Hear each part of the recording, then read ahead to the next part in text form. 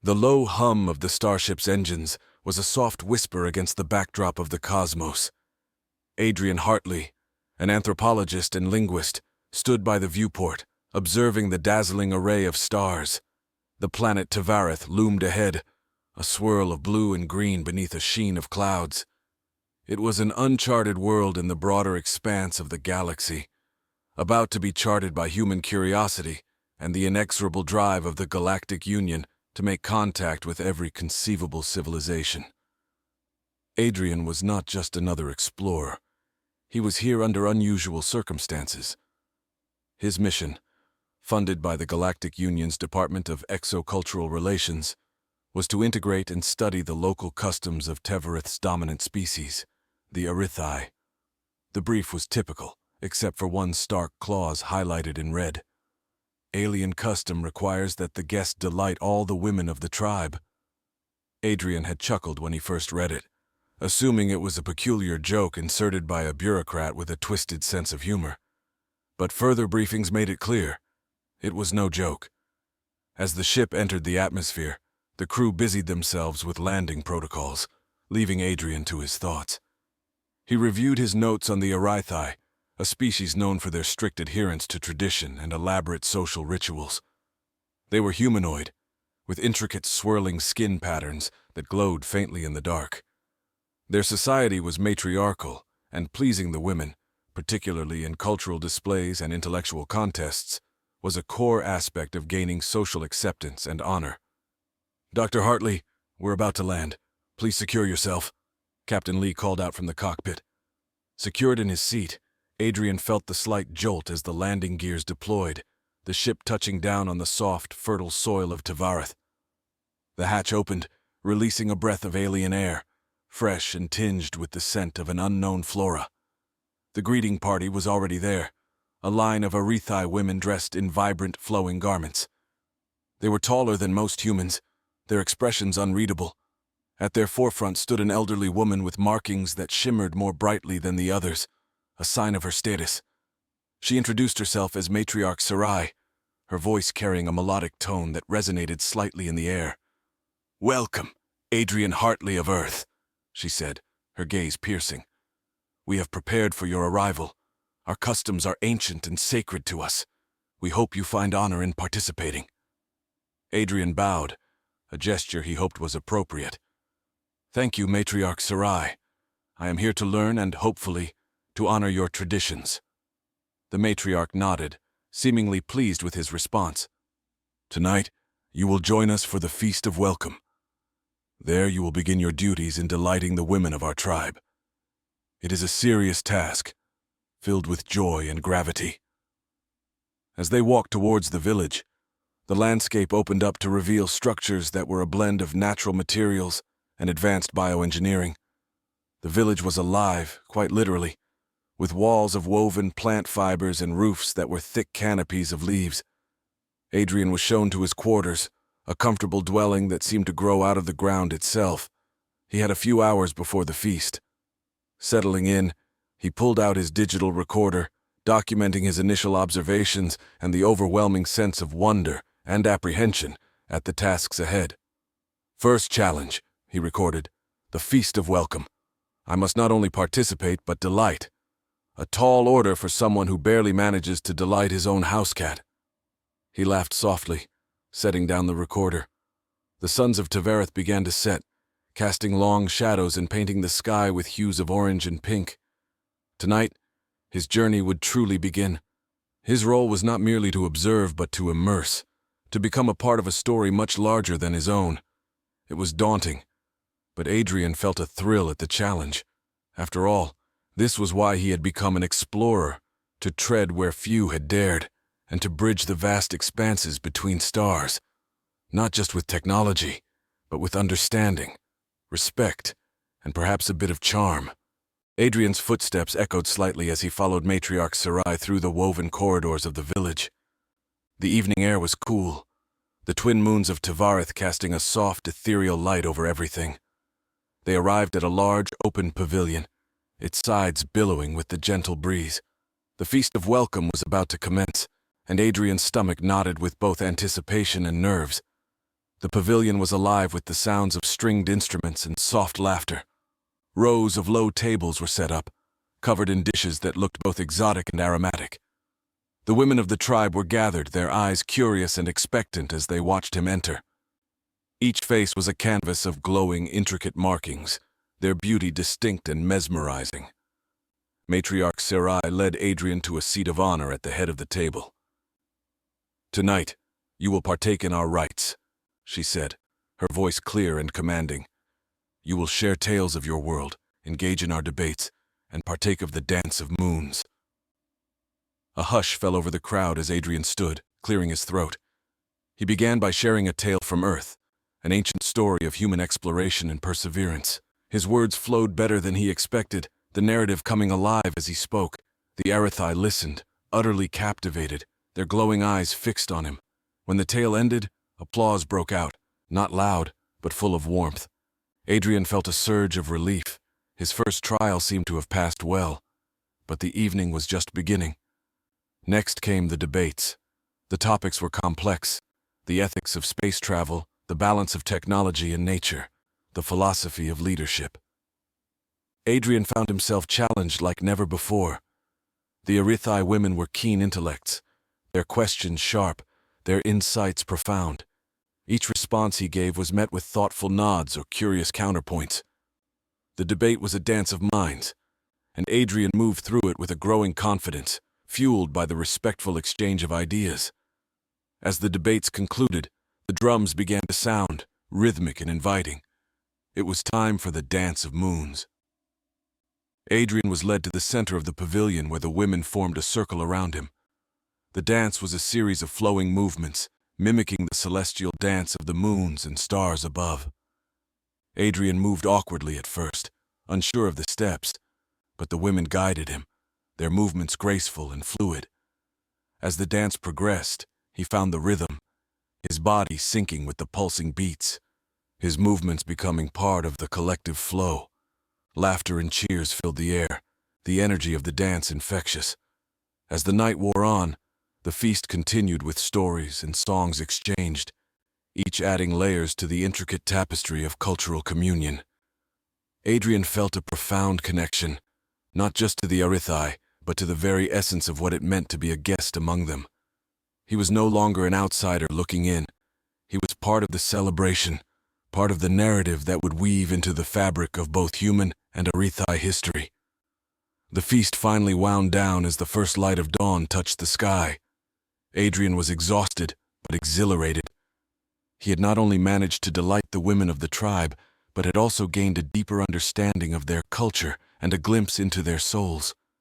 As he walked back to his quarters, the village still and serene in the early morning light, he knew that this was just the beginning.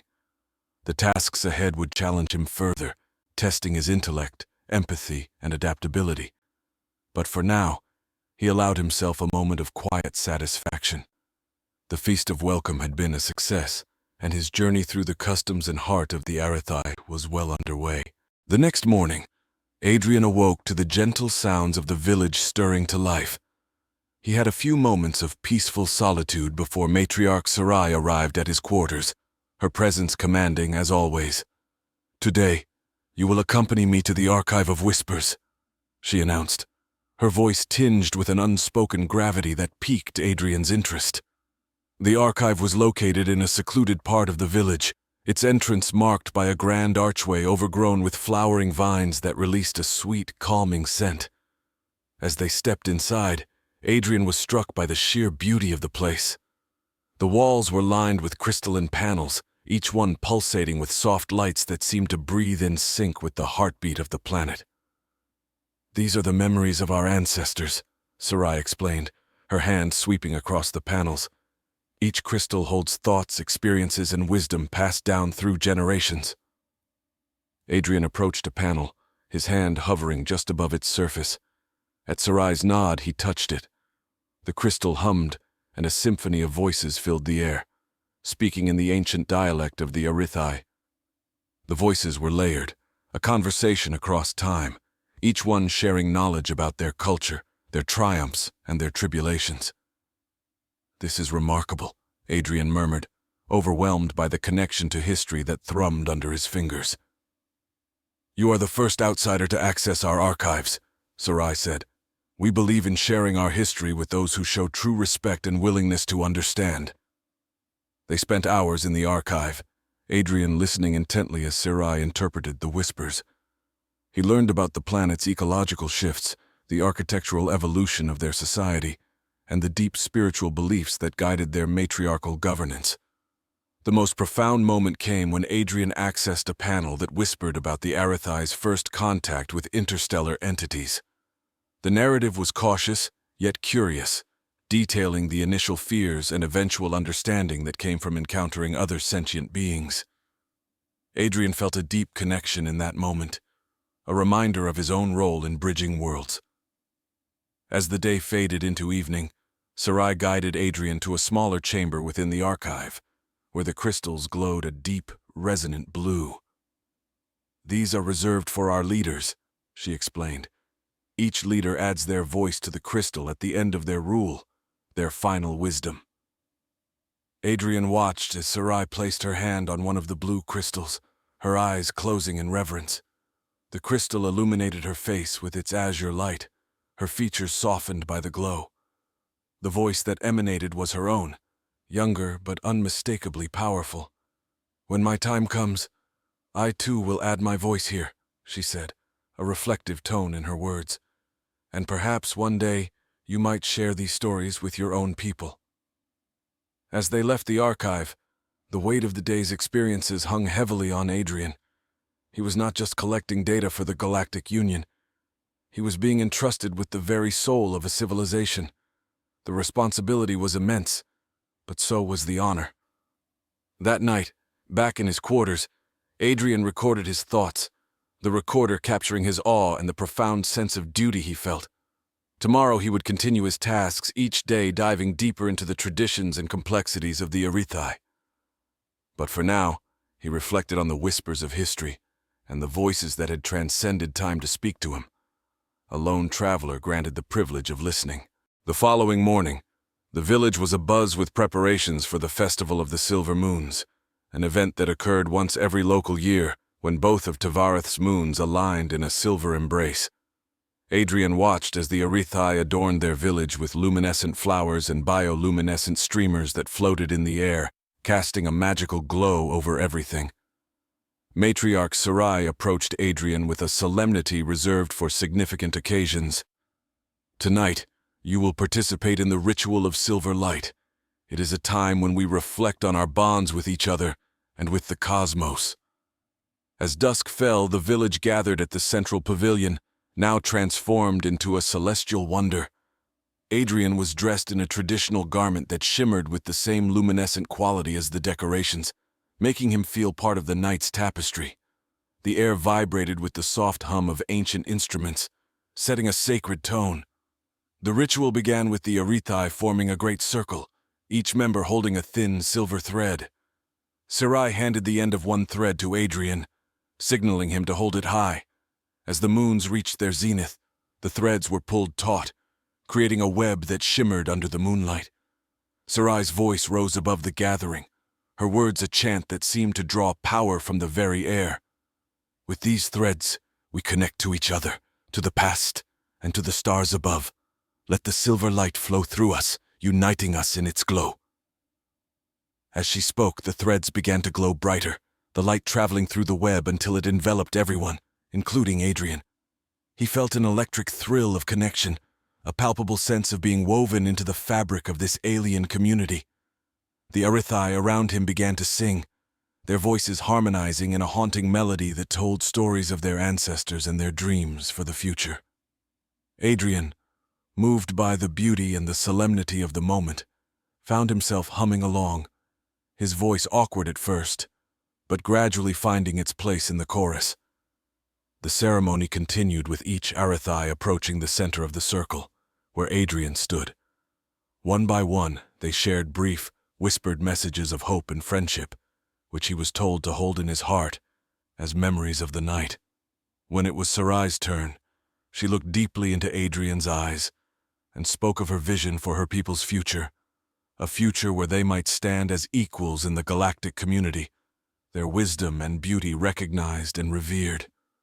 As the ritual concluded, the threads slowly dimmed, but the sense of connection lingered. The community, now silent, gazed up at the moons, their faces bathed in silver light. Adrian felt a profound respect for the Erithai's reverence for life and their cosmos. Their ritual not just a ceremony, but a reaffirmation of life's interconnectedness.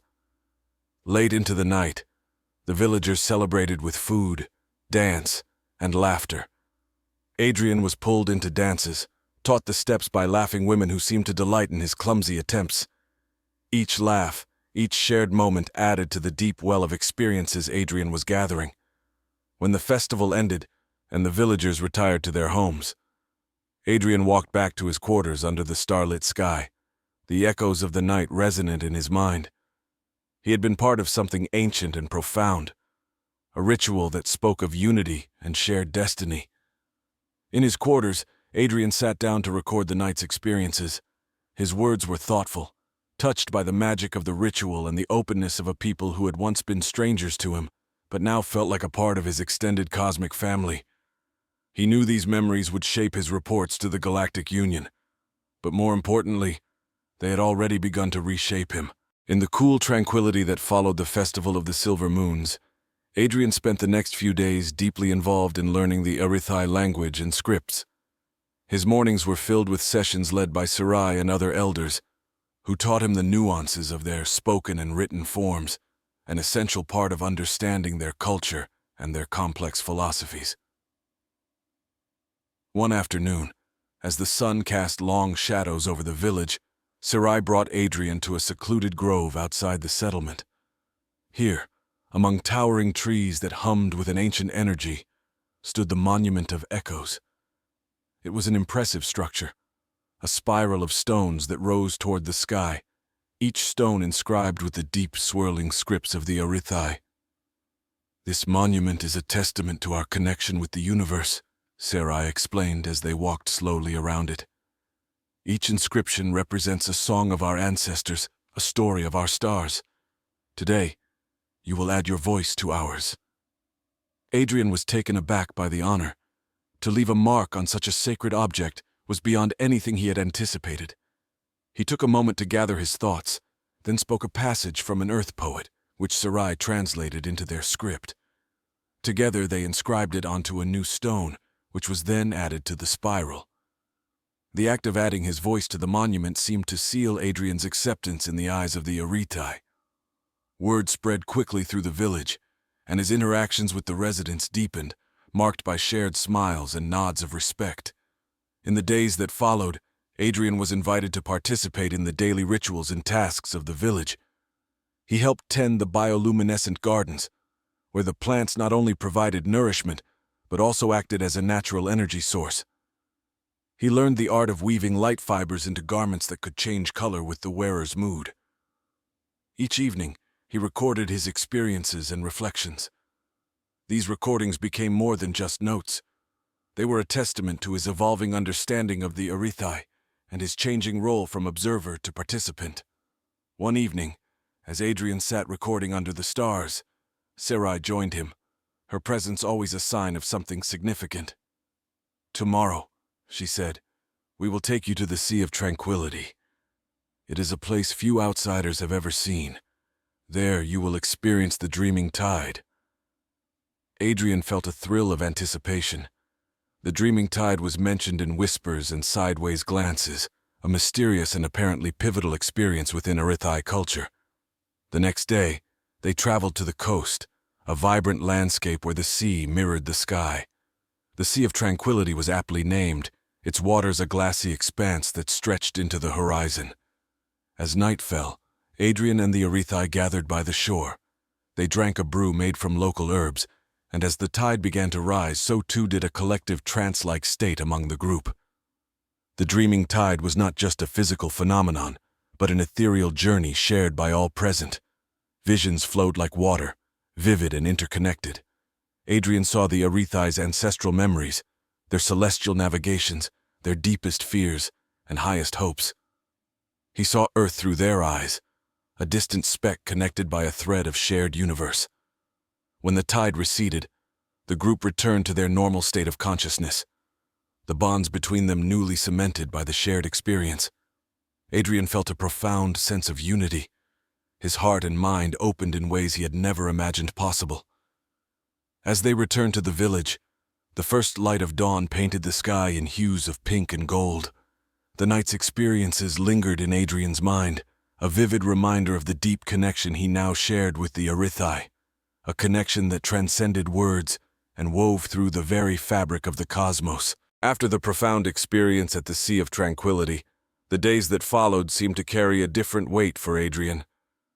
He found himself more deeply integrated into the daily life of the village, each task and conversation weaving him tighter into the fabric of HFY society. As his understanding grew, so did his responsibilities. Sarai invited him to attend the Council of Weavers, a meeting where the leaders of various tribes gathered to discuss the stewardship of their planet and their relations with other interstellar communities. It was the first time an outsider had been invited to witness, let alone participate in such deliberations. At the council, Adrian listened intently as the leaders debated the future of Tavareth. There was talk of new technologies from neighboring systems, proposals for trade, and most importantly, discussions on how to maintain the ecological and cultural integrity of their world amidst these changes. Adrian shared insights from Earth's history, cautionary tales of progress that had not always considered the long-term consequences on cultural and environmental health.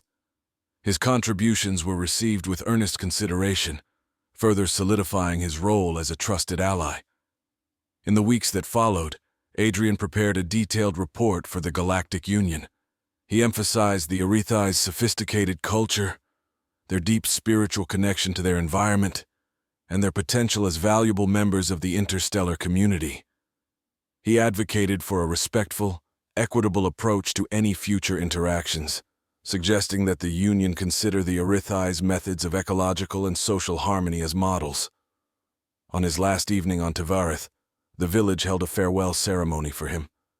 It was smaller than the Festival of the Silver Moons, but no less poignant. Adrian was presented with a garment woven from the light fibers he had helped tend, a symbol of his integration and acceptance. Matriarch Sarai spoke at the gathering, her words heartfelt. "You came to us as a stranger from the stars, but you leave as a part of our family.